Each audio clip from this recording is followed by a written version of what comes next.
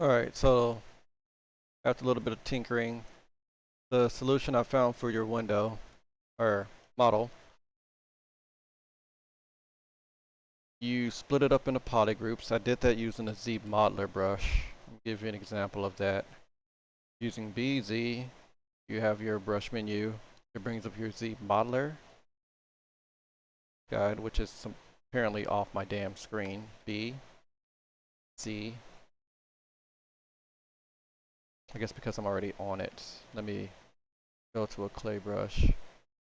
BZ modeler brush. And it brings you into these tools. Holding spacebar brings up the menu. I don't know if you know that, but you ideally hold spacebar while you're over a menu being off, or being over your model being off the model. Brings up the regular ZBrush shortcut menu if you have that as a shortcut key still. Being on a face, it has its own parameters. Being on an edge has its own parameters, and being on a vertex has its own parameters. So being on a face, you hold spacebar. Normally what I do is I have mine set to poly group. I leave this set to a single poly for my target. These are other operators that you can go, modifiers that you can use, but for right now, leave those alone. It's not necessary for this tool or for what we want to do. Holding the Alt key allows you to paint in faces. Painting over the same face you've done removes it. And this allows you to actually lift and paint anywhere else. And it also works with symmetry. Tapping it allows you to apply the action that you asked for. And that's how I painted all your model. Because it's already a very low polygon count, you have 1.5K. It's at a resolution to where your Z modeler operations can actually work for it. So with that said, I have it organized in the poly groups, right? Pressing W brings up your gizmo by default. You can also find the button up here. On the gear tool brings you more actions for the gizmo. And this is where we actually want to get into the importance of it as far as Z remesh, because there's another way that you can Z remesh without using these advanced tools to where it's more interactive. And if you're just working with a single low poly tool, it's actually better that you do it this way. This also works if you have multiple poly grouped tools, if you're using IMM brushes, such as like insert spheres or whatnot. You can do this for mass parts to remesh it. You can Z remesh it, you can dynamesh it. You can also decimate it, tessellate it. There's a lot of parameters within the gizmo that not a lot of people explore. But it's really powerful, it's really helpful too. And this is one of the ones where it actually comes in handy for, mostly for parts. This allows you to do for your target polygon count, and this one allows you to apply symmetry. Because I took off X symmetry and already centered the gizmo, it's going to apply it to your entire tool.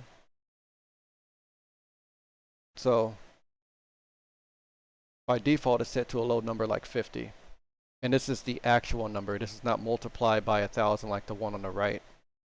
So,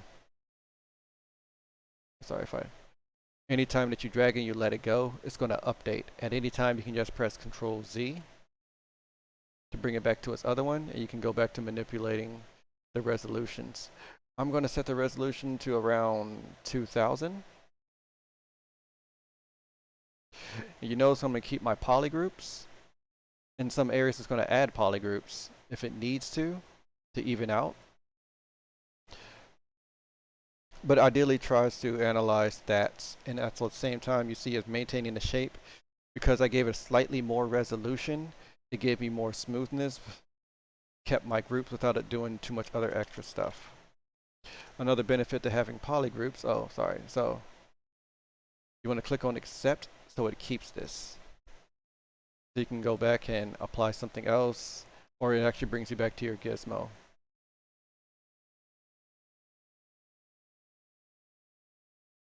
coming over here to your tool menu under the deformation, because we have polygroups active, you're going to notice now that when I do just a regular polish, it's still going to polish your entire thing. It's not going to respect the groups. It's just going to go over it. And you see that some of your edge flow gets lost. Some of it, right? It got shifted. You can do polish by groups though, and you'll notice that it respects the groups and tries to even out the typology with inside of it. So if I was to, let's say, go to a move brush or a clay brush to show you this in practice. If I was to go to a clay brush, start really decimating your areas around here. Polish by features, you'll see, oops, ignoring that. Polish by groups, you'll see, brings that down. And this is good. This is always extremely good for hard surface modeling. And I hope that helps you out. Oh, another thing, you'll also notice that sometimes whenever you're doing these polish by features or polish by groups, or even just remeshing in general, if it's really thin already, like this side here, if it's already really thin, it's going to have a hard time with these areas. ZBrush, for some odd reason, respects two size or thickness. If you run into this case, solutions to these is to either manually smooth it out. Sometimes that can be a hassle. Another brush that helps in this case is, for my personal favorite, I actually have it here set to a shortcut key, is the high polish brush. And using a high polish brush, isolating a group, right? Turning on backface mask so it doesn't try to affect the other side of it. And manually coming in here and smoothing those out.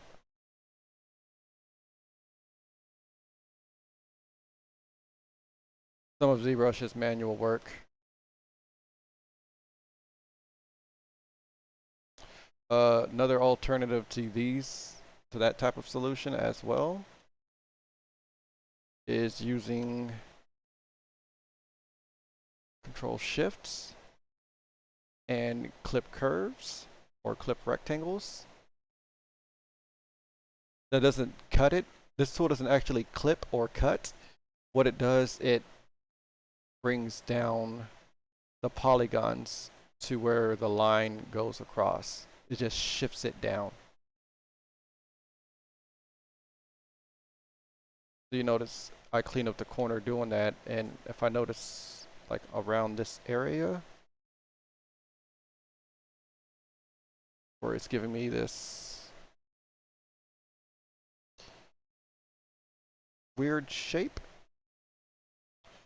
I can also use it for that.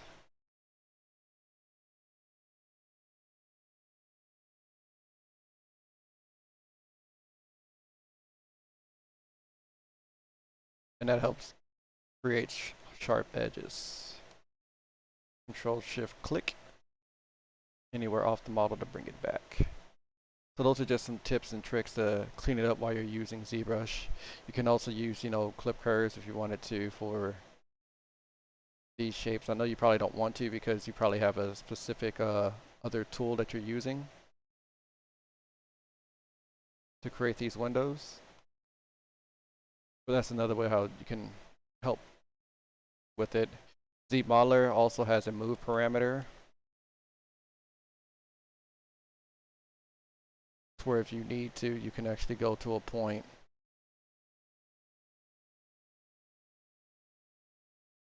and move that around. And again, it also works with symmetry on or off.